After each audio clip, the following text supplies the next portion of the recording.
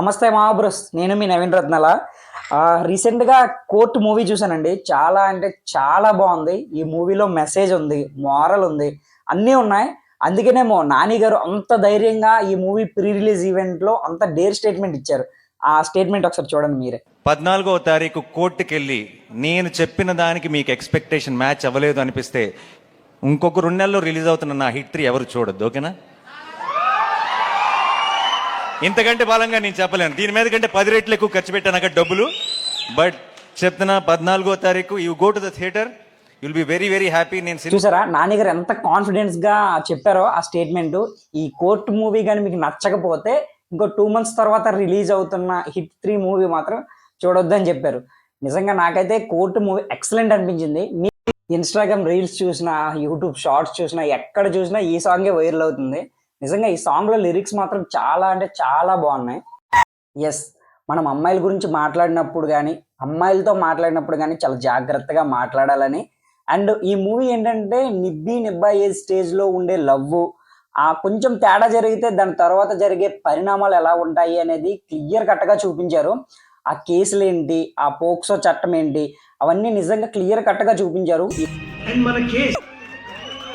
మన యూత్ నార్మల్గా మూవీస్లో ఏం చూస్తాం? Kiss scenes, romance scenes and item songs, mass beats, mass fights, ఇవన్నీ చూస్తాం కదా. కానీ ఈ మూవీలో ఈ ఈ సీన్స్ ఏమీ ఉండవు. కానీ ఏంటంటే మనం మనం కూర్చున్న సీట్లలో కూర్చొని కాదు, నిల్చొని మరీ చప్పట్లు కొడతాం అనమాట, క్లాప్స్ కొడతాం. నేను వెళ్ళిన థియేటర్లో అయితే క్లాప్స్ కొట్టారు. హ్యాట్స్ ఆఫ్ నిజంగా. డైరెక్టర్ ఎవరో కానీ, ఆ స్టోరీ సెలక్షన్ కానీ నిజంగా అయితే. అండ్ ఈ మూవీ క్లైమాక్స్ మనం ఏం జరుగుతుందో ఆబ్వియస్లీ తెలిసిపోతుంది, కానీ కొంచెం సస్పెన్స్ సీన్స్ అయితే ఉంటాయి.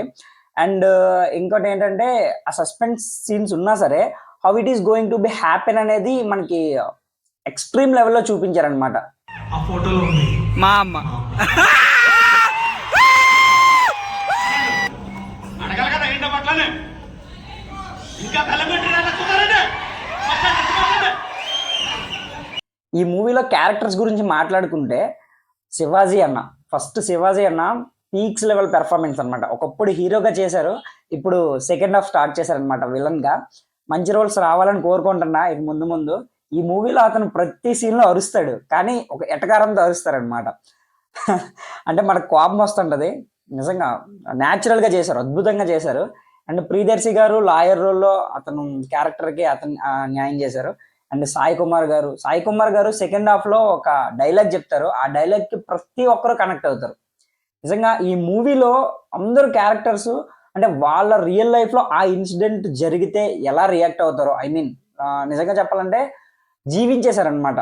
వాళ్ళు నటించలేదు, యాక్ట్ చేయలేదు, జీవించేశారు.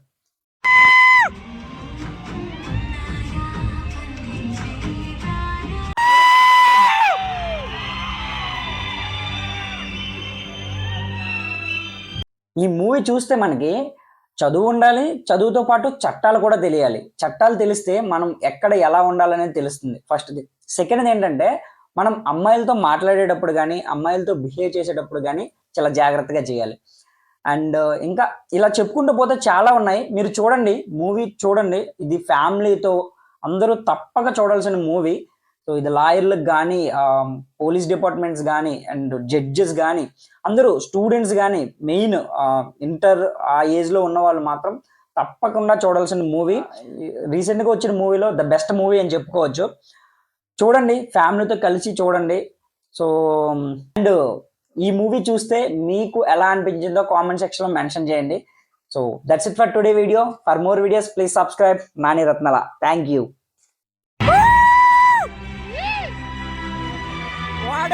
What a movie!